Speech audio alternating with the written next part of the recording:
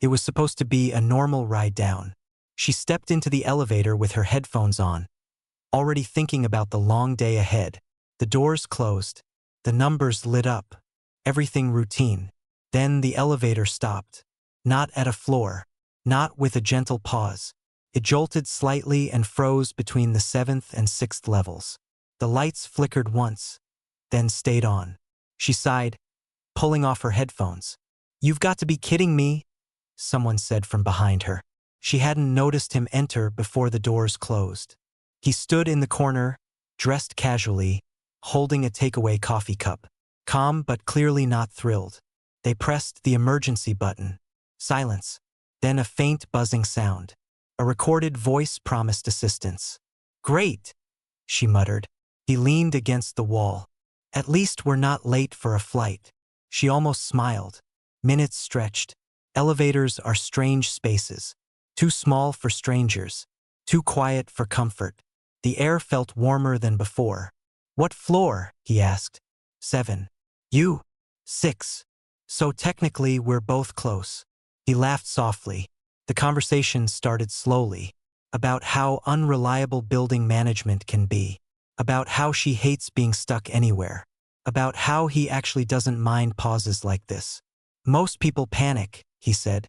"But it's just waiting." She admitted she doesn't like losing control. He admitted he's gotten used to it lately. The elevator creaked faintly. She instinctively stepped closer to the center. He noticed but didn't comment. After 10 minutes, the space didn't feel as tense. Just smaller. Intimate in a way neither expected. When the lights flickered again, she reached for the railing automatically.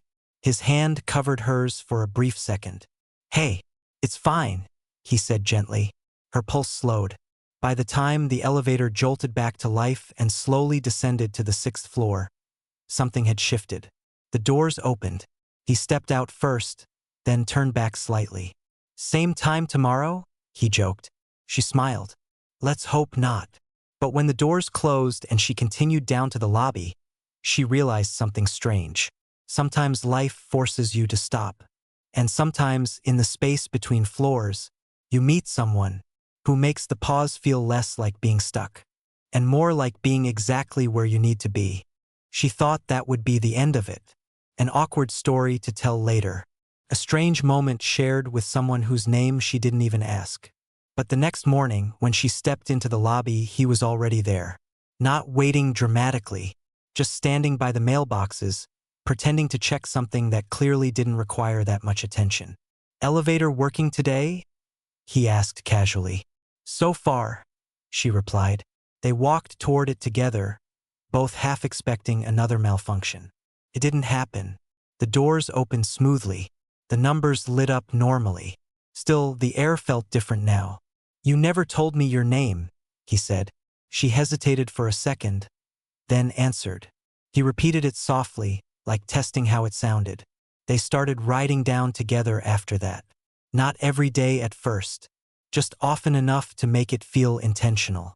Conversations grew longer, less surface level. One evening, the power flickered again in the building, but this time the elevator didn't stop. Instead, they found themselves stepping out into the dimly lit lobby at the same moment. "Coffee?"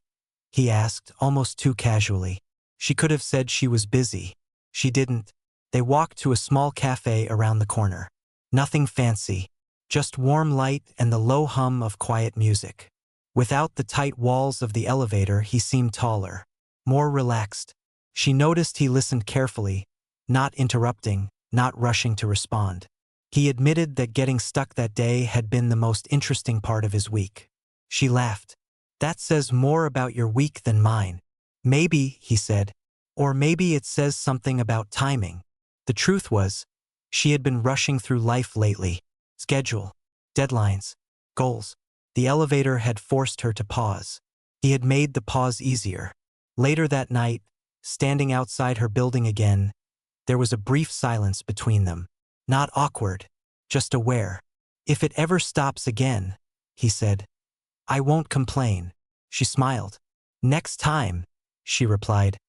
"We'll skip the emergency button." As she walked upstairs, she realized something simple. Sometimes it takes getting stuck between where you are and where you're going to meet someone who makes you rethink both.